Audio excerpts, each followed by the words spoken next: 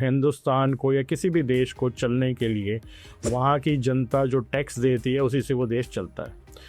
तो आपके हिसाब से आज कितने % लोग हैं जो सरकार को 140 करोड़ आबादी में ऐसे कितने % लोग हैं जो डायरेक्ट टैक्स, जिसको इनकम टैक्स रिटर्न्स वगैरह हम कहते हैं, वो देते हैं? आज जो हम स्टार्टअप की बात कर रहे हैं, आप लोगों के भी दिमाग में बहुत चीज़ें आती हैं कि स्टार्टअप कैसे शुरू करें। थोड़ा सा एक्सपीरियंस चाहिए होता है, थोड़ा सा होमवर्क चाहिए होता है। आप जो चीज़ बनाना चाहते हो वो चीज़ मार्केट में बिकने के लिए भी तैयार है कि नहीं है। डायरेक्ट टैक्स और इनडायरेक्ट टैक्स बहुत सुनते हैं हम, गवर्नमेंट से भी सुनते हैं, आप जैसे लोगों से भी सुनते हैं, अखबारों में भी पढ़ते हैं।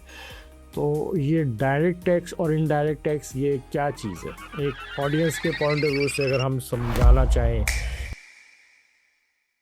नमस्कार, जस्टिस यूथ ऑनर में एक बार आपका फिर से स्वागत है। उम्मीद है अभी तक के हमारे पॉडकास्ट में जो भी इंफॉर्मेशन आपके साथ शेयर करी हुई हो आपके लिए फ़ायदे की रही होगी। आपने उसका पूरा भरपूर उसको सहयोग लिया होगा। उसमें बहुत डिटेल में हमने इंफॉर्मेशन दी थी जो क्रिमिनल, सिविल, हर तरह के लिटिगेशंस केसेस से सिलसिले में थी। आज भी हम उसी लॉ की बात करेंगे, उसी कानून की बात करेंगे, बट एक अलग तरह के सब्जेक्ट पे बात करेंगे जो ये भी आपके लिए उतनी ही ज़रूरी है जो आप अभी तक किसी लिटिगेशंस में, क्रिमिनल में या सिविल केसेस में आप इन्वॉल्व होते हो तब ज़रूरत होती है। ये भी डायरेक्टली और इनडायरेक्टली हर आदमी को इफ़ेक्ट करता है। आज जिस टॉपिक पे हम बात करेंगे, हम आज बात करने वाले हैं टैक्सेशंस पे। जी हाँ, आपने सही सुना, हम आज बात करेंगे इनकम टैक्स पे। डायरेक्ट टैक्स क्या होता है, इनडायरेक्ट टैक्स क्या होता है, जीएसटी रिटर्न्स क्या होती हैं, जो आज हर दूसरा आदमी परेशान है जीएसटी रिटर्न्स को लेके। बैंक्स में करंट अकाउंट कैसे खोलें, आपको टाइमली रिटर्न कैसे फाइल करनी है, चाहे जीएसटी की हो, चाहे एज इंडिविजुअल आपकी इनकम हो।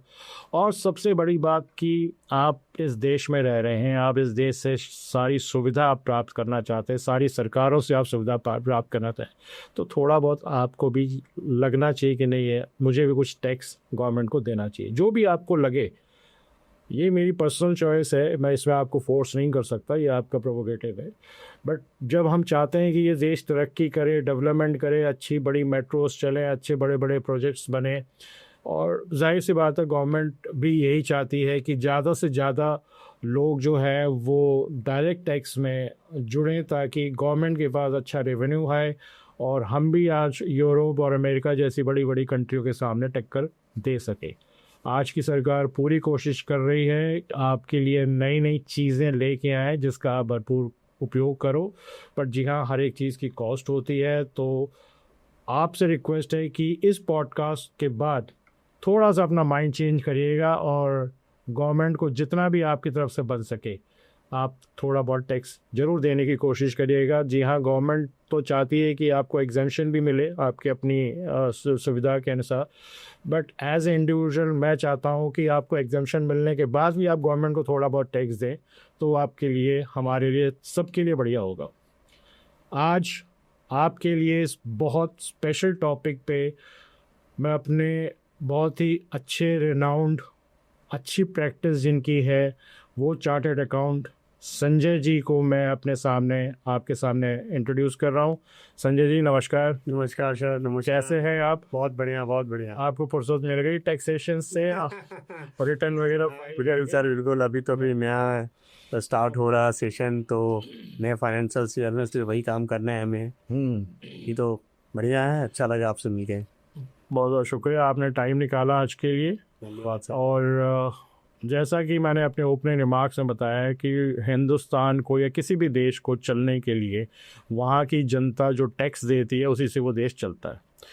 तो आपके हिसाब से आज कितने % लोग हैं जो सरकार को 140 करोड़ आबादी में ऐसे कितने % लोग हैं जो डायरेक्ट टैक्स, जिसको इनकम टैक्स रिटर्न्स वगैरह हम कहते हैं, वो देते हैं? सर बेसिकली आपको इसका हिस्ट्री समझना पड़ेगा। हिंदुस्तान जब आज़ाद हुआ था 1947 में, तो उस समय लोगों के पास कुछ था नहीं। उसके बाद गवर्नमेंट के पास भी ऐसी कोई व्यवस्था नहीं थी जो लोगों से ये बोले कि भाई आप हमारे को कोई टैक्स दिया करो।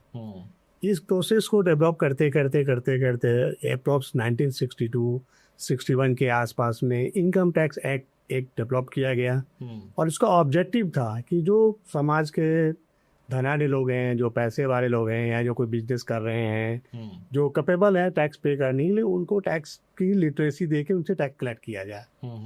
बट कालांतर में क्या हुआ सर कि टैक्स तो एक्ट बन गया, पार्लियामेंट में पास भी हो गया, लेकिन कभी गवर्नमेंट ने या ऐसा कोई मोटिव नहीं या कि हम लोगों में अवेयरनेस पैदा करें कि भाई हमें टैक्स पे करना है, क्यों पे करना है।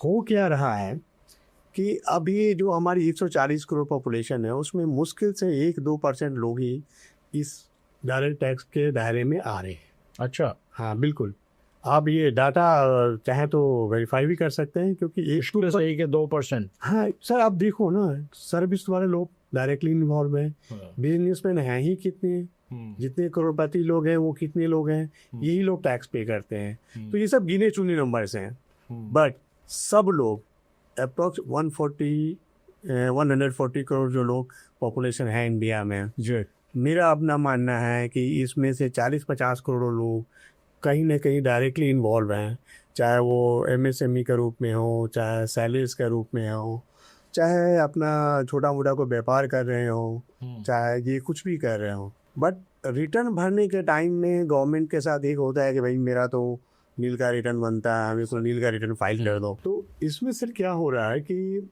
ये लोग बिजनेस भी कर रहे हैं, एमएसएमई भी फॉलो कर रहे हैं और सब कुछ कर रहे हैं, बट ये लोग की ख्वाहिश रहती है कि नील की रिटर्न चली जाए। नहीं सर, देखो उनकी एक सर्टेन मजबूरी है। जो बिजनेस ओनर्स हैं, मैं 2-3 सेगमेंट्स में इसको बात करूंगा। पहला हम सैलरीड एम्प्लॉयड की बात करते हैं। जो सैलरीड एम्प्लॉयड हैं उनको तो आप कुछ नहीं कर सकते हो, उनका पूरा ट्रांजेक्शन रिकॉर्डेड है। आप जो भी उनका सैलरी टैक्स बनता है, जो भी इनका इनकम आती है, वो उनका एम्प्लॉयर उनका काटता है टीडीएस, और उनको उसको क्लेम करना पड़ता है। तो एक तरह से देखा जाए तो सैलरी वाले लोग पूरी तरह से कैप्चर्ड है। सेकेंडली हम आते हैं बिजनेस ओनर्स के बारे में। बिजनेस ओनर्स के पास बहुत खर्चे होते हैं सर। एक जब आप एक कोई नया बिजनेस स्टार्ट करता है तो कैपिटल इन्वेस्टमेंट से लेके उसके कैपिटल से लेके उसका अपना एनर्जी से लेके सब कुछ उसके अंदर लगता है। और जो भी 2-4 का स्टाफ भी है तो उसकी सैलरी है, ऑफिस का बिल्कुल ऐसा रहा, ऑफिस है, रेंट है, लोगों का सैलरीज हैं, गवर्नमेंट की लाइबिलिटी है, वेंडर्स हैं, सारे लोग हैं उसके। तो एक सेटअप तैयार करते करते करते करते असेसमेंट नहीं हो पाता है कि भाई हम किस लेवल पे पहुंचेंगे, हमारा ये खर्चा ब्रेक इवन पर जाएगा भी कि नहीं जाएगा, जो हम इन्वेस्टमेंट कर रहे हैं वो क्या हमको रिटर्न देगा कि नहीं देगा। क्योंकि बिजनेस का दूसरा नाम ही तो रिस्क है। यदि आप रिस्क नहीं लोगे तो बिजनेस नहीं करोगे। हर एक आदमी कर नहीं पाता इसीलिए। लेकिन अब हम लोग का जो नया जनरेशन आ रहा है, they are eager to take the decisions, और कि हम इसमें बिजनेस में अपना इन्वॉल्वमेंट हो, और हम बिजनेस कर रहे हैं। इसके लिए नए नए आइडियाज़ भी आ रहे हैं। अब इसमें गवर्नमेंट भी काफ़ी हेल्प कर रही है लोगों की। हाँ भाई ठीक है, आप नए नए जैसे स्टार्टअप इंडिया को लेके एक बहुत बड़ा मुहिम चल रहा है गवर्नमेंट में। अब गवर्नमेंट चाहती है कि भाई जो भी बेनिफिट्स हो इनको। स्टार्टअप इंडिया से मतलब कुछ लोगों को फंडिंग वगैरह भी मिलती है क्या? बिल्कुल मिलती है सर। आप प्रोजेक्ट लेके जाओ, उसमें दिखाओ कि हमारा प्रोजेक्ट है, वायबिलिटी है, आपने क्या उसमें कंसेप्ट है, वो सब उसके अंदर है सर। और सारे बैंकर जो भी लिस्टेड है उनको है ये फैसिलिटी, गवर्नमेंट तो मिलती है। साथ में भी आप स्टार्टअप इंडिया का डीपीआईटी का प्रोविजंस लेते हो, इनकम टैक्स वाला, उसमें रजिस्टर्ड होते हो स्टार्टअप इंडिया के अंदर, तो आपको इनकम टैक्स का ही बेनिफिट मिलता है। अच्छा, हाँ, वो भी आपको वहाँ पे मिलता है। कमीशन मिलता है या कुछ परसेंटेज का बेनिफिट बनता है? सर परसेंटाइल तो बेनिफिट है ही है। आप यदि उनके क्राइटेरिया में आप फॉलो करते हो तो आपको टैक्स रिबेट्स वगैरह सारा बेनिफिट वगैरह मिलता है उसके अंदर में। अच्छा, ये एक बड़ा इंपॉर्टेंट चीज़ था। जैसे जैसे सेगमेंट डेवलप होता है, बिजनेस डेवलप होती जाती है, लोगों की रिक्वायरमेंट बढ़ती जाती है। बट होता क्या है, आप देखेंगे कि स्टार्टअप इंडिया जब आता है तो स्टार्टअप इंडिया फेल हो जाते हैं इंडिया में, जबकि हम लोग एक थर्ड राइजिंग कंट्री हैं इंडिया में जो स्टार्टअप के मूवमेंट को चला रहे हैं आज के डेट में। पहला आपका यूएस है, सेकंड में चाइना है, और थर्ड में इंडिया है। तो यूथ बड़े एग्रेसिव हैं, और यूथ एग्रेसिव होने के कारण भी हैं। आपके पास प्लेटफॉर्म पूरा अवेलेबल है। प्लेटफॉर्म में अपना डिजिटल हो गया, इलेक्ट्रॉनिक्स मीडिया हो गया, सारे तरह के प्लेटफॉर्म आज की यूथ के पास अवेलेबल हैं। बट ये स्टार्टअप स्टार्ट होते होते फेल हो जाते हैं। अच्छा, इसका जो मेरा अपने ऑब्जर्वेशन ये रहा है, ये मैंने जो फंड्स के इश्यूज रहते हैं, डिलीवरी भी। फंड का तो इशू है ही। इसमें होता क्या है कि जो स्टार्ट करने वाले यंग आ रहे हैं ना, वो या तो एक नई आइडिया के साथ आ रहे हैं या वो किसी न किसी बिजनेस एसोसिएट से जुड़े हुए रहते हैं। जब वो बिजनेस एसोसिएट से जुड़े हुए हैं तब वो आते हैं तो उनका माइंडसेट बड़ा डिफरेंट होता है। क्योंकि भाई मेरे को सैलरी मिल रही थी, मैं अपना सैलरी वो 2 लाख 3 लाख 2.5 लाख ले रहा था। अब वो पूरा बिल्कुल स्ट्रगल में कन्वर्ट हो जाता है।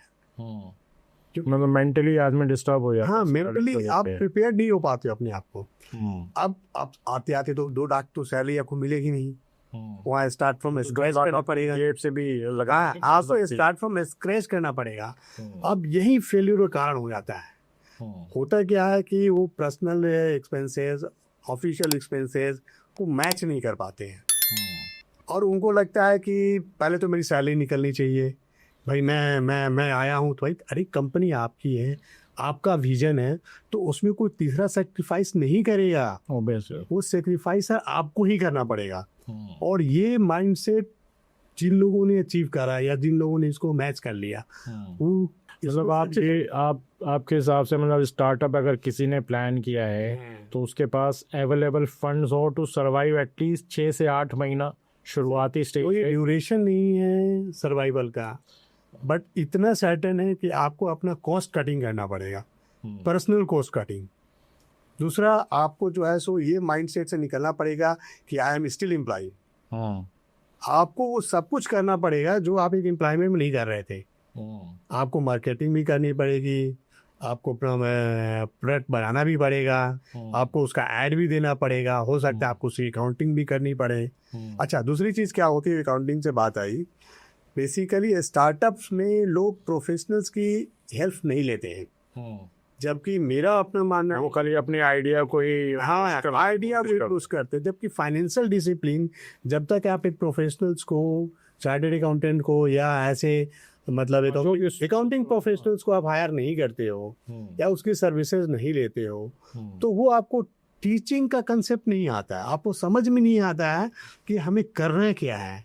बिजनेस आपका है, लेकिन फाइनेंशियल तो गाइडलाइंस, आपको नॉलेज लिटरेसी होनी चाहिए ना, ऑब्वियसली, कि भाई हम प्रोडक्ट बेच रहे हैं, प्रोडक्ट्स में हमें वेंडर को कब पेमेंट करना है, गवर्नमेंट की लायबिलिटी कब क्लियर करनी है, कब अपने एम्प्लॉय की सैलरी देनी है, कौन सा हम, अच्छा उनकी रिव्यूज मीटिंग्स नहीं होते हैं, कोई EMIs का सिस्टम नहीं होता उनके पास में। अब वो एक धरे में अपना काम किए जा रहे हैं और मतलब पीरियड क्या होता है, वो ट्रैप हो जाते हैं। और जब ट्रैप हो जाते हैं तो उनकी कंप्लायंस पेंडिंग हो जाती है, वेंडर की लायबिलिटी क्रिएट हो जाती है, बैंक की लायबिलिटी बन जाती है, वो निकल नहीं पाते हैं। और यही कारण है कि फेल्योर का रहेगी गवर्नमेंट की सपोर्ट की। देखो, आज मैंने भी 2-3 प्रोजेक्ट्स ऐसे हैंडल्स किए हैं जिसमें हमने देखा है कि गवर्नमेंट के जो स्कीम्स है उसका बेनिफिट वो लेके आगे बढ़े भी हैं। मैं यहाँ उन लोगों का नाम नहीं डिस्क्लोज करूँगा, बट सर ये है कि जिन्होंने ईमानदारी से काम किया है और वो अपना स्टार्टअप किए हैं, आज अच्छे खासी अपना बिजनेस रन करा रहे हैं, चाहे वो IT सेक्टर्स हो, चाहे आप मैन्युफैक्चरिंग सेक्टर्स में हो, वो कर रहे हैं, अच्छा कर रहे हैं। अब इसमें एक और भी बात आ गई है कि सर, जैसे स्टार्टअप से ही बात स्टार्ट हुई है, तो स्टार्टअप में इंडिया में बहुत ऑप्शन है, अपॉर्चुनिटीज बहुत अपॉर्चुनिटी है सर। आप बिलीव नहीं, आइडियाज अच्छे होने चाहिए और प्रोडक्ट ऐसा होना चाहिए कि हम एक्चुअली, सर देखो, हम लोग मास पीपल वाले लोग हैं। हमारे ऊपर पूरे वर्ल्ड की नज़र है और बाहर से लोग आके यहाँ स्टार्टअप, सर हमारे यहाँ तो बाहर के लोगों की नज़र है कि हम 1% मार्केट भी मिल रहा है तो उनकी, तो हम कुछ भी बनाएं और कुछ भी बेचें, वो यदि जेन्युइन प्रोडक्ट है और जेन्युइन सर्विसेज, वो बिकना ही बिकना है सर। हमारे यहाँ के बाहर जाने की जरूरत ही नहीं है। 80% कंज्यूम यही हो जाता है, खुद ही कंज्यूम कर जाएंगे सर। हम सर्विस में कंज्यूम कर जाएंगे, हम मैन्युफैक्चरिंग के सारे प्रोडक्ट कंज्यूम करने के लिए तैयार बैठे हुए हैं। लेकिन आप अप्रोच तो करो, आप उस माइंडसेट से बाहर ही नहीं निकल पाते हैं। आप कोई नई यूनिकॉर्न तो बनी नहीं, या आप लेके आए नया। हाँ, कई सालों से अभी तक कुछ यूनिकॉर्न का नया। आप जब स्टार्ट करते हो बिजनेस का, तो एक अपना अभी लेटेस्ट सेगमेंट सर चल रहा है एग्रीकल्चर इंडस्ट्री। जब गवर्नमेंट में मोदी जी ने इतना बड़ा एक प्रपोजल भी लेके आए थे कि भाई हम इंडस्ट्री को रिवाइव करने के लिए इसमें एग्रीकल्चर में पुशअप करने के लिए काम करेंगे, बट ऐसा नहीं है। इसका मार्जिन जो परसेंटेज है एग्रीकल्चर, पर्टिकुलर एग्रीकल्चर इंडस्ट्री का काफ़ी अच्छा है। उसको आपको पास ऑन करना है अल्टीमेट कंज्यूमर्स को। आप ही कंज्यूमर्स फार्मर्स हैं, बट जो बिजनेस कर रहे हैं, जो स्टार्टअप कर रहे हैं, उनका माइंडसेट आज भी वही है। मैं ऐसे एक दो लोगों को और जानता हूँ जिनका जो एग्रीकल्चर इंडस्ट्री से जुड़े हुए थे और अपने बहुत अच्छे पोजीशन पे थे, जिनकी सैलरी 7 लाख 8 लाख ऐसे हुआ करती थी, और आज जब वो स्टार्टअप की, उनका स्टार्टअप फेल हो गया। इवन कि एक बार नहीं, 2 बार नहीं, 3 बार 4 बार ट्राई कर रहे हैं। तो सर उनका प्रॉब्लम मैंने एनालाइज किया कि भाई ये क्या हो रहा है, क्योंकि आप इतने एक्सपर्ट हैं अपने फील्ड के, सारा नॉलेज है आपके पास में, नॉलेज की कोई कमी नहीं है। ऑब्वियसली जो आदमी से शानदार है सर, प्रोडक्ट शानदार है, प्रोडक्ट आपके मैच कर रहे हैं रिक्वायरमेंट गवर्नमेंट की पॉलिसी से, और फिर भी आप फेल हो जा रहे हो। कारण क्या है? मैंने एवलुएट किया कि सर ये कारण सिर्फ और सिर्फ उनका माइंडसेट है जो अभी तक वो छोड़ नहीं पाए हैं। अभी भी अपने आप को एम्प्लॉय ही सोचते हैं, उस एम्प्लॉय से बाहर निकल ही नहीं पा रहे। जिस दिन वो निकलेंगे ना, मैं आपको चैलेंज करता हूँ कि ये लोग बहुत बढ़िया करेंगे। अब लेकिन उनकी प्रॉब्लम भी है सर। अब जिस आदमी की सैलरी 8 लाख 9 लाख हो, 7 लाख, खर्चे भी पहले से ही वैसे बने फिक्स हो जाते हैं सर। वो करके अब कैशल में कि चलेगा नहीं सर। वो खर्चे इतने फिक्स हो जाते हैं कि आप जो है सो मीट ही नहीं कर पाते हो इनिशियल स्टेज में। और जब इनिशियल स्टेज में फंड जब आप निकालने लगोगे, आप उसको बाइफरकेट नहीं करोगे, कंसल्टेंट का यूज़ नहीं करोगे, तो आपको बताएगा कौन कि क्या आप सही कह रहे हो, क्या गलत कर रहे हो। सही बात। इसीलिए मेरा एक मानना है कि जब भी कोई बिजनेस सेटअप स्टार्ट हो तो सबसे पहले कंसल्टेंट रखा जाए जो उनको ये बताए कि फाइनेंशियल डिसिप्लिन होता क्या है, आपको क्या करना है, क्या नहीं करना है। सही बात है। जिस दिन ये उनको समझ में आ गया ना, बिजनेस को सक्सेस होने से कोई रोक ही नहीं सकता है सर, क्योंकि आइडियाज बहुत हैं। हाँ, मतलब एग्जीक्यूट भी होते हैं, but they are expert in their life. वो अपने फील्ड के महारत लोग हैं। उन्हें अपने जहाँ से छोड़ के आए हैं, वो अपनी फील्ड में इस पोजीशन पे थे कि कुछ भी कर सकते थे। सिर्फ फेल हो रहे हैं कि उनका वो फाइनेंशियल डिसिप्लिन नहीं आ पा रहा है। वो अपने आप उस माइंडसेट से निकल भी नहीं आ रहे हैं। आज भी वही वो क्लेम करे कंपनी बना दी है, जो पैसा है अपनी सैलरी निकालो, अपने खर्च। आज भी सर वो कंपनी बनाई है, सबसे पहले मेरे खर्चे रिम्बर्स हो जाए।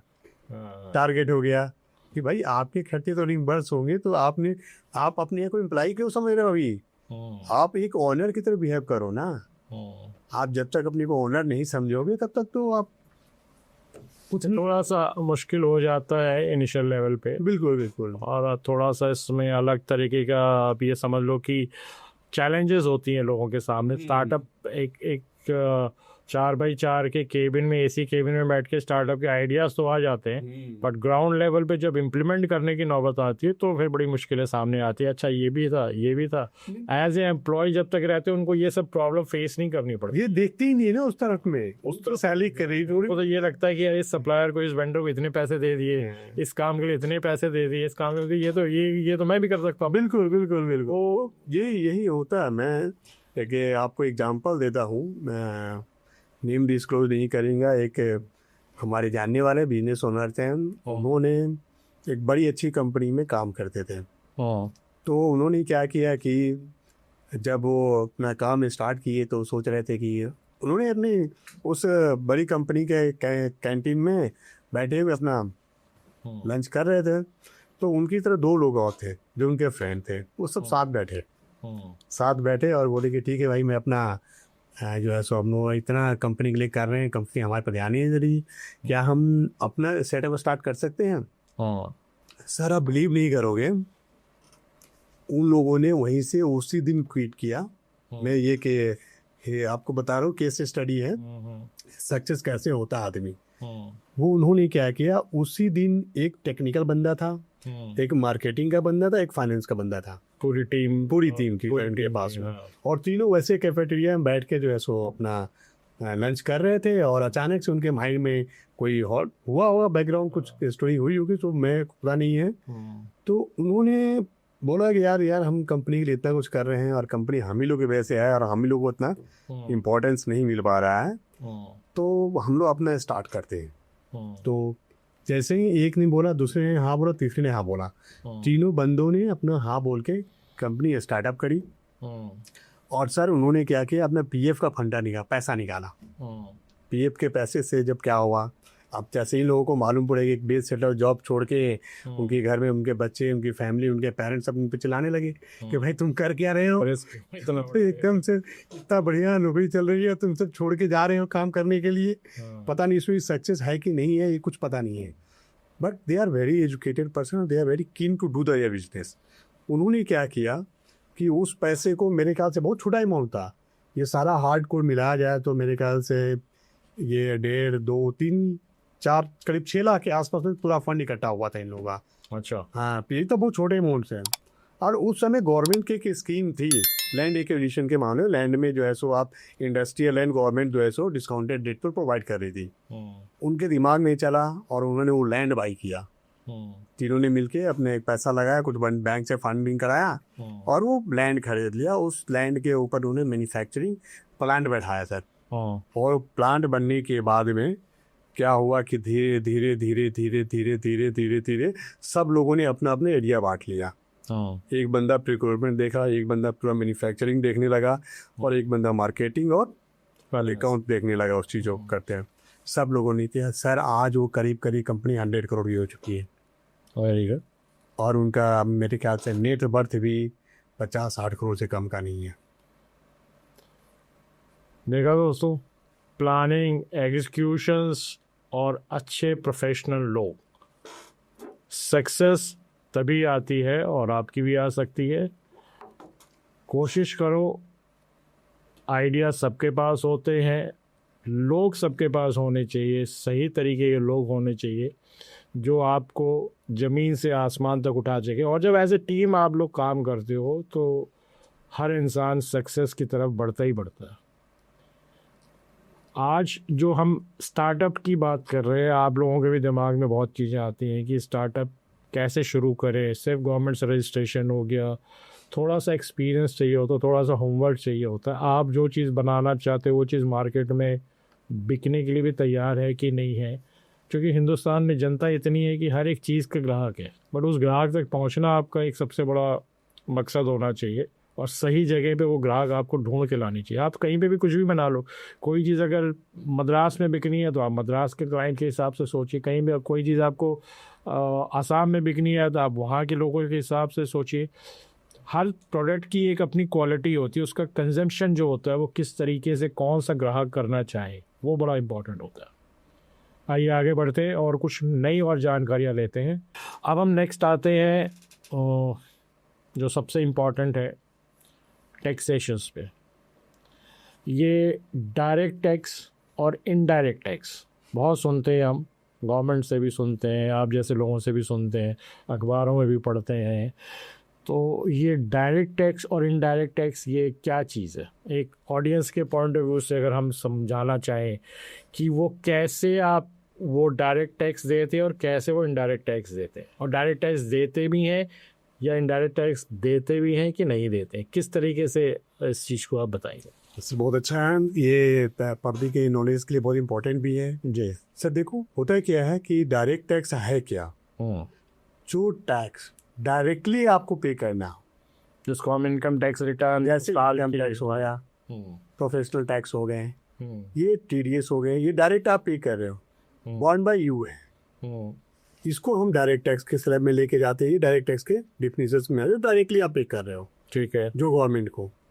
अब आ गया इनडायरेक्ट टैक्स, जो डायरेक्टली आप पे तो नहीं कर रहे हो, जैसे आप कंज्यूम कर रहे हो, कोई सर्विसेज ले रहे हो, कोई प्रोडक्ट आपने खरीदा, उस पर हमने जो टैक्स पे किया वो इनडायरेक्ट टैक्स हो गया।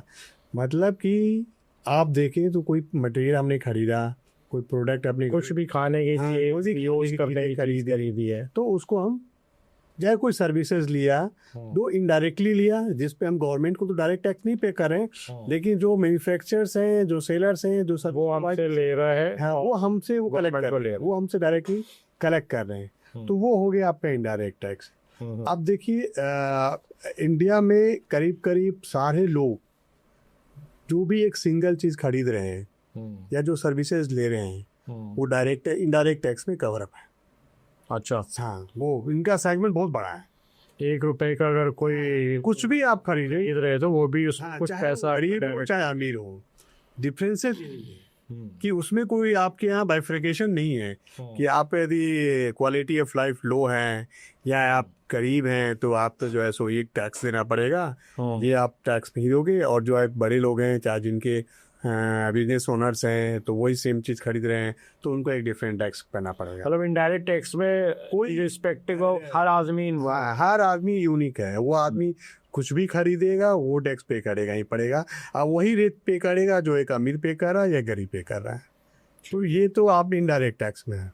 डायरेक्ट टैक्स में ऐसा नहीं है, डायरेक्ट टैक्स में बिल्कुल डिफरेंट है। डायरेक्ट टैक्स ऐसा है कि आपकी सैलरी पे आपको टैक्स पे करना है, आपकी इनकम पे आपको टैक्स, इनकम पे आप यदि आपकी इनकम लो है तो लोअर टैक्स में आप कवर्ड अप हो, टैक्स रेट आपको लो लगेंगे।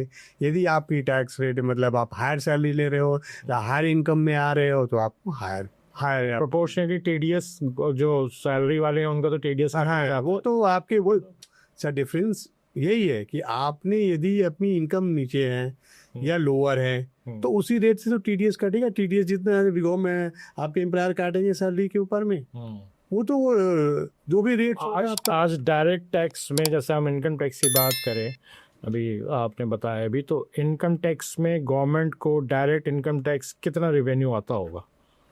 जैसे अभी इस साल का जो बजट है करीब 52 लाख करोड़ का है, तो सब कुछ डायरेक्ट और इनडायरेक्ट टैक्स के ऊपर ही कैलकुलेशन होती है। सर देखो अभी तक जो फाइनेंशियल डेटा है, if I am not wrong, करीब 40% ये डायरेक्ट टैक्स से हमारा जो बजट का 40% डायरेक्ट से टैक्स हम कलेक्ट करते, डायरेक्ट और इनडायरेक्ट टैक्स मिला देगा तो करीब करीब 60-70 के आस डायरेक्ट से या डायरेक्ट और दोनों लाइट करके देख लो, तो 50 to 60 के आसपास में ये हम पे करते हैं गवर्नमेंट के पास में। और इनका सोर्स ऑफ इनकम भी यही है, major source of income government के रेवेन्यू का भी यही है।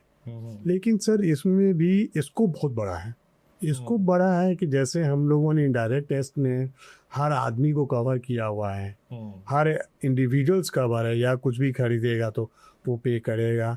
सिमिलरली हमने डायरेक्ट टैक्स को उसमें उतना कवर अप नहीं दिया हुआ। तो डायरेक्ट टैक्स जैसे अभी मैं आपसे पूछ रहा था कि जो डायरेक्ट और इनडायरेक्ट टैक्स 40% आप कवर हो, तो अभी मतलब जो टोटल पॉपुलेशन है उसमें कितने % लोग डायरेक्ट टैक्स में अभी देते हैं, जो इनकम टैक्स होते हैं? रियली 2 से 3% ही कवर अप है सर, आप मैक्सिमम। सो एटलीस्ट ज़्यादा से ज़्यादा लोग, जो वर्ल्ड वाइड स्टैंडर्ड है डायरेक्ट टैक्स का, वो कितना? और की कंट्रीज में तो लगभग सारे लोग कवर अप हो जाते हैं क्योंकि उनकी गवर्नमेंट की डायरेक्ट इन्वॉल्वमेंट होती है उनके साथ में। बट हमारे यहाँ ऐसा नहीं है, हमारे यहाँ तो सीधे हो गया कि आपकी एम्प्लॉयमेंट है तब आप डायरेक्ट टैक्स दोगे, आप बिजनेस ओनर हो, आप रजिस्टर्ड किए हो, आप जीएसटी में लिए हो, आपका आरओसी कुछ रिटर्न्स वगैरह आपने कंपनी की इनकॉर्पोरेट कराई है, तब आप उसके बिजनेस ओनर्स करा रहे हो, आपने कोई अपनी बिजनेस सेटअप तैयार किया हुआ है, तब ये सब में चीज़ें। लेकिन ये कितने % लोग हैं सर? ये इसके लिए तो सर आपको अपना अवेयरनेस बढ़ाना पड़ेगा।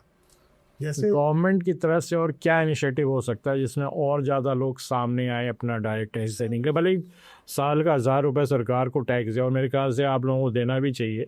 आप अगर सरकार से उम्मीद करते हो कि आपको अच्छी सुविधा दे, अच्छे नए नए मेट्रो बना के दे, तो थोड़ा सा आप सोचिए कि कम से कम अगर 100 करोड़ जनता भी अगर 1000 रुपये भी अगर दे देना सरकार को, तो पता नहीं सरकार के पास कितने पैसे हो जाएंगे।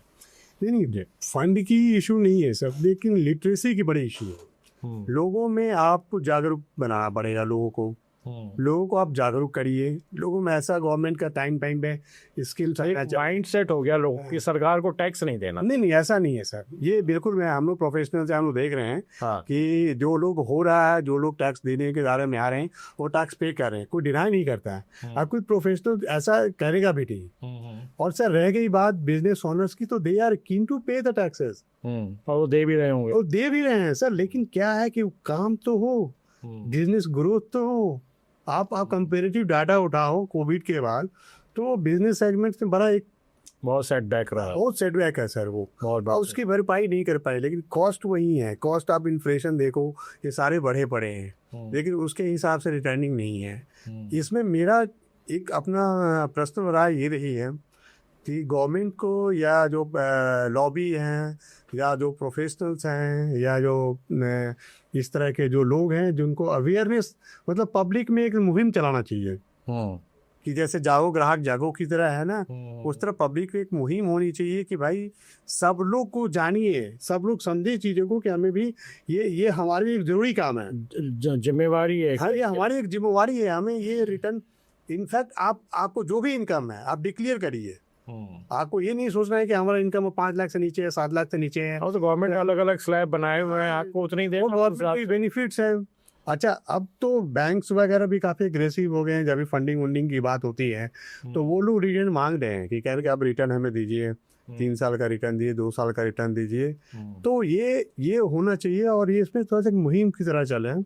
1-2-3 दिक्कतें आ गई हैं कि जैसे बिलेटेड रिटर्न की डेट पहले 2 साल हुआ करती थी, अब उसको उन्होंने टाइम आउट कर दिया। इससे क्या हो गया कि लोग खुल के नहीं आ रहे हैं।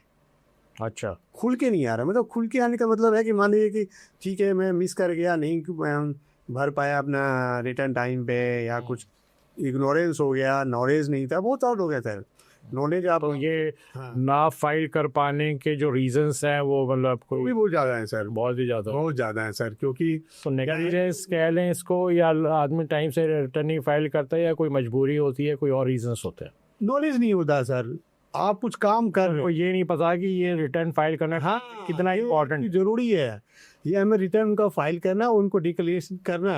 अब जैसे सर मैं एक सिंपल सा एग्जांपल देता हूँ। एक छोले भटूरे वाला दुकानदार है, ठीक है, छोले भटूरे का दुकान चला रहा है अपना। अब उस दुकान में उसकी सेल हो रही है, सब कुछ हो रहा है, लेकिन उसको ये नहीं, उसके पैसे भी आ रहे हैं, उसने अपना वो यूपीआई लगाया हुआ है, स्कैनर से पैसे उसके अकाउंट में आ रहे हैं। बट उसको ये नहीं मालूम है कि भाई हमें इसका रिकॉर्ड करके हमें इसमें जो प्रॉफिट कमाना है वो हमको उसको गवर्नमेंट को उसमें इनकम पे कमाया हुआ देना है। ये लिटरेसी, ये अवेयरनेस लाने की बहुत बड़ी ज़रूरत है। अभी लास्ट पे आपने देखा भी हुआ कि कर्नाटका में केस हुआ था, जिसमें इन्होंने बहुत सारे लोगों को, क्या हुआ कि जीएसटी डिपार्टमेंट से नोटिस आने लगे कि भाई आपकी रिसीट तो प्रेस्क्राइब लिमिट से ज़्यादा हो चुकी है, फिर आपने जीएसटी क्यों नहीं बढ़ाया। तो इस तरह मालूम पड़ा कि सर उनको मालूम ही नहीं है कितने पैसे मेरे पास, हमें नहीं पैसा तो आ ही नहीं उनके अकाउंट में, लेकिन हमें ये कंप्लायंस करना है, ये फाइल करना है, ये उनको नॉलेज नहीं है। ऐसा नहीं है करो, बट ये भी देखो कि सरकार को टाइम टू टाइम आप रिटर्न्स वगैरह एटलीस्ट ये आदमी ये उनको अवेयर कराने की, नॉलेज देने की जिम्मेवारी सिर्फ और सिर्फ हम लोगों की है। हम लोगों से मतलब जो प्रोफेशनल्स हैं, गवर्नमेंट है, जो बॉडी एसोसिएटेड्स हैं, उनकी जिम्मेवारी है। उनको लिटरेसी, आप देखिए जब तक आपको मुहिम नहीं चलाओगे ना इंडिया में, तब तक लोगों को जानकारी नहीं हो, उनका क्लास ऑफ लाइफ वैसे ही रहेगा। अच्छा, ऐसा नहीं है, उनको भी सेल्फ कॉन्फिडेंस आएगा, हाँ, कि मतलब मैं भी देश के लिए कुछ कर रहा हूँ, समाज के लिए कुछ कर रहा हूँ। जैसे ही उनको मालूम पड़ेगा यार मेरे को भी एक चार्टर्ड अकाउंटेंट की ज़रूरत है, मैं भी एक प्रिस्क्राइब लिमिट से ऊपर जाके बिजनेस कर रहा हूँ, और हमें भी हमारे ऑफिस में या हमारे घर पे कोई प्रोफेशनल आएगा, या हम उनके पास जाके अपना जो सारे खाता वही दिखाएंगे और रिकॉर्ड कराएंगे, और रिकॉर्ड करके वो फिर हमारे गवर्नमेंट को हमारे बारे में बताएंगे कि भाई हम ये काम करते, तो हमारे एक सोशल डिक्लेरेशन ही बनेगा। बट ऐसा होता नहीं है, और ये मेरा एक अपना मानना है कि देखिए एम्प्लॉयमेंट के बहुत सारे सोर्सेज हो सकते हैं। आप गवर्नमेंट जॉब ही डिपेंडेंट नहीं कि आपको सिर्फ गवर्नमेंट जॉब ही मिले। आपको कोई भी काम कर रहे हो जो आपको लगता है कि हमें काम करना चाहिए, और आप काम कर रहे हो और आप रेवेन्यू जनरेट कर रहे हो, और वो रेवेन्यू एक प्रिस्क्राइब लिमिट जो गवर्नमेंट की है उससे ऊपर हो जा रही है, तो उसको टाइम से उसको उनको आप जागरूक बनाओ ना सर, आपको कुछ करना नहीं है। आज की ज़्यादातर छोटे व्यापारियों सबके पास आज की तो यूपीआई है। सब लोग आप देखो, सब्जी वाले के यूपीआई है, छोले कुलचे वाले के पास यूपीआई है, पकौड़े तलने वालों के पास यूपीआई है, सबके पास, समोसे वालों के पास यूपीआई है, पानवाड़ी के पास यूपीआई है, सब जगह आप चले जाओ। तो उस दिन मैं देख के हैरान हो गया। मैं अपनी गाड़ी में था, बगल में एक लड़की आती है, वो किसी ऑटो वो रिक्शे वाले को भी कह रहा है 10 रुपए गूगल हो जाएंगे। यार यही तो डिजिटल इंडिया का कमाल है कि हर आदमी, और वो रिक्शे वाले ने भी तुरंत फोन खोला, बोले लाओ जी 10 रुपए दे दो। सर यही इम्पोर्टेंट है कि आपने डिजिटल इंडिया के माध्यम से लोगों को कनेक्ट कर दिया। हम दे रहे हैं, आप ले रहे हैं, कनेक्टेड हो चुके हैं। पहले भी हम देते थे लेकिन वो ट्रांजेक्शन रिकॉर्डेड नहीं होता, लेकिन अब ये ट्रांजेक्शन रिकॉर्डेड है। आपको पता है कि आपके अकाउंट में उस यूपीआई में कितने पैसे आए हैं या कितने पैसे गए हैं। ठीक है, अब हमें एक स्टेप फॉरवर्ड करके उनको थोड़ा स्टैंडर्डाइज करना। हम उनको स्टैंडर्ड रूप में ये बताएंगे, ठीक है भाई, आप अपना अकाउंट से लेके आओ, हमें दिखाओ कि आपने क्या खरीदा क्या बेचा। तो वो एक अकाउंटिंग पॉलिसी हो जाएगी, उनकी अकाउंटिंग हम का रिकॉर्ड करेंगे। अब जब रिकॉर्ड करेंगे तो कुछ कमाया होगा, कुछ घाटा हुआ होगा उनको, यही तो हमें बताना है। भाई बीइंग प्रोफेशनल क्या, भाई आपने जो बिजनेस करा है उसमें आपने कमाया क्या, ये भी तो पता चले कि कमाया क्या, घाटा क्या किया, नुकसान क्या हुआ। अब उसी की बेसिस आपको रिटर्न डालना है। और जैसे ही आप रिटर्न डालोगे सर, आप हर जगह अपनी को रिकॉग्नाइज करा दिए। आपको बैंक आपकी एक इम्पोर्टेंस बढ़ जाएगी एज ए इंडिविजुअल। सर आपका बैंक रिकॉग्नाइज कर लिया, सोसाइटी में आप बोले ठीक है मैं भी रिटर्न फाइल करता हूँ, मैं भी इतना टैक्स पे किया हूँ जी। आपकी गवर्नमेंट में रिकॉर्ड्स हो गए, ITS फाइल हो गए, सब कुछ हो गया आपके पास। तो एक सोशल रिस्पॉन्सिबिलिटी जो आपकी थी वो आपने डिस्चार्ज करी।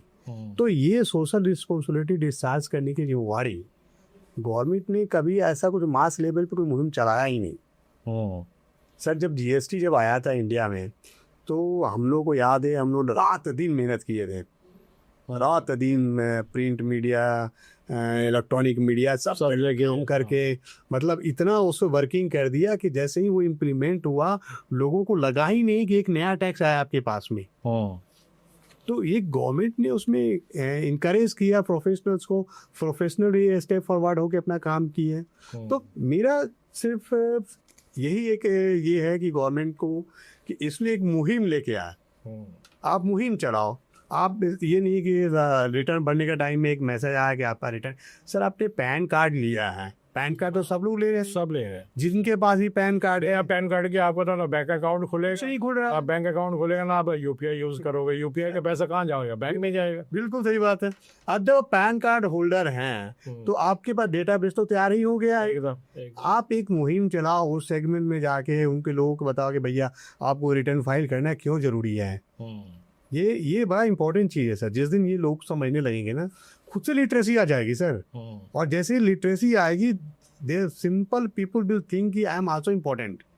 हाँ, मतलब एक प्राउड फील करेगी, मैं भी गवर्नमेंट को टैक्स दे रहा हूँ। हाँ, मैं इम्पोर्टेंट आदमी हूँ भाई, मैं तो गवर्नमेंट के साथ ये डीलिंग हो रही है, हमने मैं टैक्सेस पे किए, ये सारा काम कर। फ्यूचर में भी कभी आपको लोन लेना है, कुछ बिजनेस बढ़ाना है, तो आपके पास रिटर्न रहेगी, तो बैंक भी बोलेगा ठीक है बिल्कुल आप यहाँ तक लोन को प्रूव कर सकते हो कि हमने हमारी इनकम है और हमने ये सारे टैक्सेस पे किए गवर्नमेंट को, और ये उसमें आप हमको फंडिंग के लिए आप जाते हो, यदि आपकी उस दायरे में आते हो उनके, तो वो आपको देंगे। तो एक बड़ा अच्छा माध्यम हो जाता है। बट इसमें यही चाहिए कि थोड़ा अवेयरनेस की जरूरत है कि गवर्नमेंट अगर एक इनिशिएटिव ले, इनिशिएटिव टैक्सेस खास करके जब रिटर्न फाइल करने का टाइम आता है, फरवरी मार्च में, तो उस समय गवर्नमेंट थोड़ा सा इनिशिएटिव ले। ये एक दिन का काम नहीं है, ये ओवर द पीरियड होगा। आप मतलब पर्टिकुलर टाइम आप मत कहो, क्योंकि पर्टिकुलर टाइम में तो टाइम नहीं होता किसी के पास में, वो फिर लिमिटेड टाइम हो जाता है। आप जब ऑफ हो, जब आपको लगता है कि रिटर्न निकल गया, आप उसका टाइम लिमिट सा बढ़ा दो। अब जैसे आपने अभी जो लिमिट बिलेटेड रिटर्न फाइल करने की जो टाइम रखी थी, उस टाइम पहले 2 साल हुआ करता था, अब वो टाइम बैठ कर सिर्फ 9 महीना रह गया है। अच्छा, और उसके बाद आप टाइम आपने, अगर वो 9 महीने में भी नहीं फाइल कर पाता है, फिर आप यदि रिटर्न फाइल नहीं कर पाते हो तो आपको स्पेशल, आपको उसमें लेना पड़ेगा, आपको अप्रूवल लेना पड़ेगा। अच्छा, हाँ, रीजन बताना पड़ेगा कि आपने क्यों नहीं फाइल किया। और यदि वो रीजन वैलिड है और एक्सेप्टेबल है तो वो आपके पास आता, फिर आप रिटर्न फाइल कर, अपनी रिटर्न फाइल कर सकते हो। बट मेरा ख्याल तो बहुत हार्डशिप हो गया सर, क्योंकि देखो 9 महीना या 10 महीना बीतते टाइम नहीं लगता है। आप फाइनेंशियली क्लोज हुआ, और क्लोज होते होते 9-10 महीने कब निकल जाता पता भी नहीं चलता सर। तो उनको थोड़ा टाइम दीजिए, क्योंकि हम उस सेगमेंट, देखिए हमें क्या करना है, इंडिया के पॉपुलेशन को, इंडिया की जनता को ये बताना है कि भाई आपका ये जरूरी काम है, आप इसको करिए। पहले आप एजुकेट तो करिए लोगों को। सही बात है। जब तक आप एजुकेट नहीं करोगे, उसका इम्पोर्टेंस नहीं बताओगे, तब लोगों में इनिशिएटिव नहीं आएगा। लोग तो वैसे भी अभी भी कैजुअल बिहेवियर जैसा होगा, कैजुअल की वो हल्के में रह जाएंगे, अपने आप को ले लेंगे। उम्मीद तो सब करते हैं, सरकार ये भी कर दे वो भी कहा है, उम्मीद सब भी है, बट जब कुछ सरकार को देने की बारी आती तो उसके पास बहुत सारे एक्सक्यूजेस हैं। हाँ, बहुत एक्सक्यूजेस आते हैं। देखिए मैं अभी नहीं कर पाया, मैं कल कर दूंगा, परसों कर दूंगा, मतलब एक नहीं, ऐसा देखो सर, ये ऐसा नहीं, अरे इंडिविजुअल पॉइंट ऑफ व्यू से नहीं, बिजनेस कम्युनिटी है अभी उनको पता है। मैंने जितना मेरा अभी तक एक्सपीरियंस है और नॉलेज है, मैंने ऑब्जर्व, मेरे ख्याल से सबको ये है कि ये टाइम होता है रिटर्न फाइल। हाँ, जिनको नॉलेज है कि हमें रिटर्न फाइल करनी है, वो फाइल करते हैं। वो एक्सेप्शनल्स होते हैं, कुछ परसेंटेज लोग होंगे जो नहीं फाइल कर पाते होंगे, जो छूट गए। लेकिन सर बहुत बड़ा सेगमेंट है जो रिटर्न फाइल नहीं करते हैं। हाँ, मतलब आप बता रहे हो पूरी पॉपुलेशन बड़ा सही से 4% अगर आप उनको आप कवर करोगे, वो इम्पोर्टेंट है ना। मतलब अगर ये आप समझ लो कि 3 से 4% अगर भी डबल हो जाता है, 8-9% हो जाता है, तो रेवेन्यू जनरेशन काफी बढ़ जाएगी। फिर इतनी हमारे जो बजट डिफिसिट वगैरह आप देख रहे हैं, वो सब लगभग कवर अप हो जाएगा। अब तो बजट डेफिसिट भी बहुत ज्यादा है, 2 लाख का बजट है, और वो अब पता नहीं रेवेन्यू गवर्नमेंट ने क्या सोच रखा है। प्लान तो सेविंग करनी ही अपने हिसाब से रेवेन्यू के लिए, लेकिन वो प्लानिंग तब होगी जब एग्जीक्यूशंस में काम होगा। हमारे पास जो है बजट, हमें तो फिर नेक्स्ट साल के बजट में वो क्यूमुलेटिव अमाउंट बढ़ता चला जाता है सर। वो तो देखिए अल्टीमेटली बर्डन तो हमारे क्वेश्चन बड़ा इंपॉर्टेंट रोल है। टैक्स कलेक्शन जब तक होगा नहीं, तब तक तो हम अपने डिफिसिट को कम नहीं कर सकते हैं। तो डिफिसिट कम करने के लिए सबसे पहले अपने को रेवेन्यू, ज्यादा लोगों को जोड़ना पड़ेगा डायरेक्ट टैक्स में। ये तो मेरा अपना एक बिजनेस कम्युनिटी वो तो वही रहेगी। हाँ, और अगर भी कुछ बिजनेस कम्युनिटी बढ़ती भी है तो कुछ परसेंटेज ही बढ़ेगी। आप देखो ना, लिटरेसी की जरूरत कब होती है? जब बच्चा ABCD सीखता है, उस समय ज्यादा उसको जरूरत होती है कि भाई एक आदमी बैठ के हमें उस पेंसिल से लिखना सिखाए। बहुत सिंपल भाषा में आपको समझा रहा हूँ कि वो जब आकार बनाना शुरू करता है, उसी तरह से बिजनेस है। हाँ, सर्कल, स्ट्रेट लाइन, बिल्कुल सर, उसी सर्कल में आप देखेंगे कि वही एक बिजनेस है। बिजनेस में भी आकार बनाना पड़ेगा आपको। जब तक वो आकार बनाने के लिए आपके पीछे एक प्रोफेशनल या एक कुछ ऐसी कंसल्टेंट या एडवाइजर नहीं होंगे जो आपको ये बताएंगे। क्योंकि देखिए, आप हो सकता है अपने फील्ड के सबसे बड़े ज्ञानी हो, आप बहुत एक्सपर्ट हो अपने फील्ड के, लेकिन फाइनेंशियल लिटरेसी बड़ी डिफरेंट है। वो एक डिसिप्लिन, वही एक ऐसी है कि उसी को जानना बहुत जरूरी है। आप अगर फाइनेंशियल लिटरेसी नहीं है तो आपका चाहे जितना भी बड़ा सर्वाइव नहीं कर सकते सर। लाइफ का डेफिनेशन भी यही है कि आप जब तक अपने आप को डिसिप्लिन नहीं करेंगे फाइनेंशियली, आप किसी भी अचीवमेंट को पा नहीं सकते, किसी गोल को आप अचीव नहीं कर सकते हैं। सही बात। तो सिमिलरली जैसे बिजनेस में आकार देने की बात है, उसी तरह समाज में भी दायरा फैला के उनको आकार देने की जरूरत है। जैसे जैसे यह दायरा हमारा फैलता जाएगा, वो हमें रेवेन्यू जनरेट करके देंगे सर। हाँ, वो लोग सर, जो लोग वेल सेटल्ड हैं, उनको तो आप हम वो दे रहे हैं। They are educated, they are doing their business well, उनको पता है कि हमको कब क्या देना है, वो पे कर रहे हैं। लेकिन हम उनके दायरे में जब तक लोगों को जोड़ेंगे नहीं, तो हमारा नंबर कैसे बढ़ेगा? नंबर बढ़ना भी बहुत जरूरी है सर।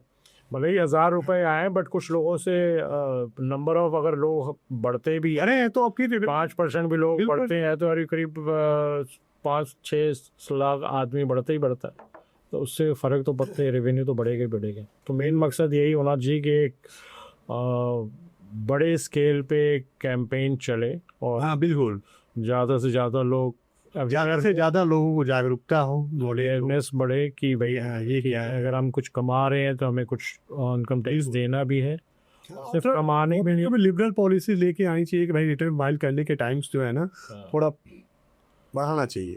मैं उनके लिए नहीं कह रहा हूँ जो मतलब अपने सेटल बिजनेस में हैं, बट उनके लिए है जिनका छूट गया है या रह गया है, किसी वजह तुम कवर अप करना चाहते हैं, उनको चाहिए सर। देखो सर, एक बार जो रिटर्न फाइल करना शुरू कर दिया तो वो कभी मिस नहीं करेगा जल्दी। हाँ, फिर आगे से वो फिर वो कंटिन्यू हो जाए, फिर उसको पता चलेगा कि हमें रिटर्न भरना, वो अपना इनकम डिक्लेयर करता है, या फिर जो भी प्रोफेशनल्स हैं उसको टेकअप करेंगे और उनको बुला के समझ लेंगे कि भाई तेरी इनकम है, तेरे को टैक्स पे करना है। तो ये बात तो रहेगी सर आपके साथ में। तो आप उनको जागरूक बनाइए, उनका एरिया बढ़ाइए। सही बात। ये एक बड़ा इंपॉर्टेंट होगा। और अगर मेरे ख्याल से अभी जो 3-4% है उसका अगर मुश्किल से डबल भी हो गए, अगर ये 7-8% तक भी पहुंच बहुत गया बड़ा है सर ये। तो मेरे ख्याल से सारी प्रॉब्लम ही खत्म हो जानी है जो डेफिसिट बजट की इस समय है। बिल्कुल एक मेजर प्रॉब्लम रिजॉल्व हो जाएगा सर।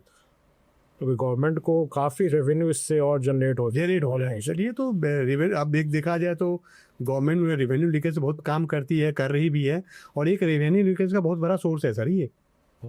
आप इसको कवर अप करें। जितने भी डायरेक्ट टैक्स में लोग हैं जिनको आपने फाइल करने का टाइम नहीं दिया है, उनको आप टाइम दो। जब तक आप टाइम देते तो हम इतने डेवलप कंट्री नहीं है सर। हम तो अभी सीख रहे हैं। हमें अभी सीखने की बहुत ज़्यादा लेवल पे प्रॉब्लम्स है, हर लेवल पे प्रॉब्लम्स है। तो हमारे को तो ऐसा चाहिए कि हमारा जो ट्रीटमेंट है बड़ा डिफरेंट होना चाहिए। एक्सपर्ट का अलग ट्रीटमेंट है, एक्सपर्ट का अलग ट्रीटमेंट है। तो वो जब दोनों को मिक्सअप आप करोगे ना तो बड़ा कॉम्प्लेक्सिटी हो जाएगी। हाँ, मतलब आपकी बात वो नहीं समझ पाएंगे। आप ये सोच रहे हो कि वो खुद क्यों नहीं फाइल कर रहे हैं। अरे भाई वो खुद से कैसे फाइल करेंगे, उस चीज़ की नॉलेज ही नहीं है। नॉलेज नहीं है, सही बात। क्योंकि वो कैसे कैसे करके तो अपने आप को सर्वाइवल करा रहे हैं, बिजनेस में लेके आ रहे हैं, कुछ न कुछ करके रोजगार करने की कोशिश कर रहे हैं। और सर आजकल की इनकम कितनी है, 40-50 लाख रुपया एक आदमी कमाता है साल का, तो उस इनकम में उसका सर्वाइवल में मुश्किल से अपने बच्चों के पढ़ा के बैंक की लाइबिलिटी, EMI की लाइबिलिटी, EMI की आधी तो लाइफ उसकी लाइफ चली जाती है। तो इतनी लाइबिलिटी है। लेकिन देखिए सर इतने जब टर्नओवर आपने खुद ही डिटरमाइन किया है कि भाई इतना टर्नओवर हो गया तो अपने को इनकम में आना चाहिए, इतना आपने टर्नओवर अचीव किया, आपको GST में रजिस्टर्ड होना चाहिए, आपकी इतनी इनकम हो गई तो आपको इनकम टैक्स पे करना चाहिए। तो ये दायरा कैसे बढ़ेगा, ये तो कुछ लोग भूल जाते हैं, कुछ लोग नहीं करते हैं। ठीक है, बहुत सारे लोग ऐसे हैं जो काम ही नहीं काम कर रहे हैं, उनको बहुत सारी चीजें वो कमाने में लगे हैं कि हाँ भाई रिटर्न कमाने टाइम फैमिली सर्वाइवल है। हाँ वही है, उसको उसकी अपनी जरूरतें जो अभी पूरी है। और वहाँ पे हम एक नया इनको बर्डन दे कि भाई नहीं तेरे को फाइल करना है, और नहीं फाइल करने के चार्जेस है, पेनाल्टीज है, तो वो ऐसे भी नहीं फाइल करेगा। उसका मतलब करने की इच्छा जो होती है वो खत्म हो जाएगी। और ये पेनाल्टी जरूरी है कि पेनाल्टी से डिसिप्लिन आता है। बट सर आपको दोनों सेगमेंट को ध्यान रखना पड़ेगा कि आप किस सेगमेंट को आप अट्रैक्ट करना चाह रहे हैं। पेनाल्टी उन लोगों के जरूरी है जो सेटल्ड है, जो अपना कई सालों से काम कर रहे हैं, उनके तो बहुत जरूरी है भाई। क्योंकि वो गलत काम क्यों करेंगे, उनका तो पूरा इंफ्रास्ट्रक्चर सेटअप बनाया जाएगा ना, और वो डिले होता भी नहीं है सर। उनका बिल्कुल कंप्लायंस टाइम पे होता है, सब कुछ हो जाता है। लेकिन जिन लोगों को हमको जोड़ना है टारगेट, तो उनको थोड़ा सा लिबरल वहाँ बनाना पड़ेगा कि ठीक है भाई ये आपकी इनकम यदि कुछ कम है या इतनी है तो आप रिटर्न डायल कर सकते, कभी भी रिटर्न डायल करो अपनी। जब एक बार वो बंदा डिक्लेयर कर दिया अपनी इनकम, तो नेक्स्ट टाइम वो डिक्लेयर करेगा एकदम, और नेक्स्ट टाइम डेफिनेटली वो इनकम के साथ टैक्सेस के साथ डिक्लेयर करेगा, और बड़े खुशी डिक्लेयर करेगा कि मेरा पिछले साल मैंने इतना कमाया, इस साल इतना कमाया। एक तो थोड़ा सा अपनी लोग वो फाइनेंशियल जब स्टेबिलिटी आती है, लोग फाइनेंशियल सोचते हैं कि ठीक है हम ग्रो कर रहे हैं या हम अच्छा कर रहे हैं। और एक्चुअल में जब रिटर्न फाइल करता है तभी आदमी को लगता है कि मैंने पिछले साल कितना कमाया और इस साल कितना भी कमाया, पिछले साल से इस साल में बेटर हूँ कि नहीं हूँ। ये सारी चीजें उस इंसान को भी पता लगती है। बिल्कुल सर, जब तक आप रिटर्न नहीं फाइल करोगे आपको पता नहीं लगे मैंने पिछले साल क्या कमाया, पता लगा जो कमाया सब खर्च हो गया। सब कमाया, खर्च होना अलग बात है, कमाने के साथ आपका बचाना और जमा करना भी तो इम्पोर्टेंट है। ये भी तो आप करो कि हाँ भाई हमने कमाया। उसका एक आपके पास एक चार्ट बनेगा, आपको पास पूरा समझ होगी आपकी कि भाई हमने मान लीजिए कुछ एक अमाउंट कमाया, तो एक अमाउंट हमने किस सेगमेंट में खर्च किया है, कैसे उसको खर्च किया है, नेक्स्ट हमारी प्लानिंग क्या है। तो वहां से एक डिसिप्लिन आएगा, और डिसिप्लिन आपको ग्रोथ रहेगा, और वही ग्रोथ कर वही सक्सेस हो जाएगा आपके लिए। सही बात है, ये बड़ा इंपॉर्टेंट है। तो दोस्तों देखा आपने इनकम टैक्स फाइल कितनी छोटी छोटी चीज़ें हैं जो आप और हम कर सकते हैं और इसको इम्प्रूव कर सकते हैं। उम्मीद है आपको आज का ये पॉडकास्ट बहुत अच्छा लगा होगा। अगले पॉडकास्ट में हम फिर कंटिन्यू करेंगे इसी टॉपिक्स पे, इसी टैक्सेशंस पे, इसी GST की कंप्लाइंस पे अपने नेक्स्ट एपिसोड में। आज का आपको एपिसोड कैसा लगा आप ज़रूर कमेंट में दीजिएगा, और कुछ भी क्वेरी है तो हमारे चैनल में नीचे प्रेस्क्राइब email ID है, उस पर आप अपने सवाल जवाब भेज सकते हैं, हम आप उसका भी जवाब दें। धन्यवाद, थैंक यू।